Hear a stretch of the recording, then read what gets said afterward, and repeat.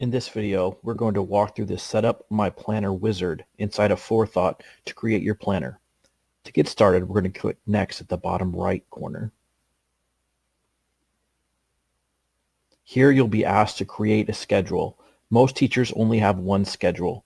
We're going to use a recommended naming convention that includes your first name, last name, and campus to make it easy to identify which planner belongs to whom.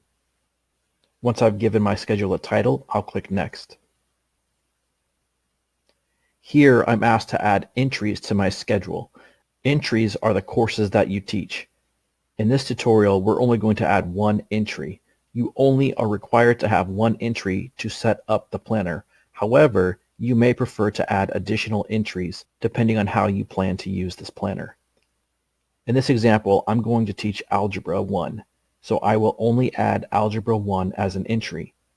Each entry should be for the number of preps you have. So if I teach Algebra 1 6 times during the day, I still only need to list Algebra 1 one time. I'll select Add Entry, and I want to make a course with learning standards. The reason I want to do that is so I can access the learning standards directly inside of my planner.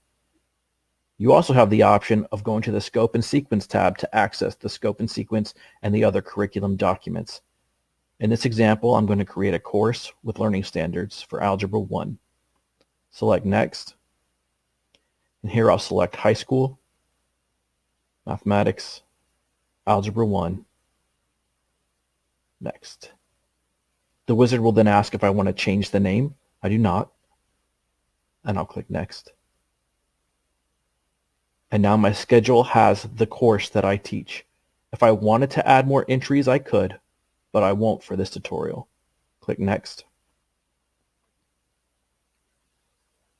And it asks, do I want to add another schedule? Most teachers only need one schedule, so I will say no, I do not want to add another schedule.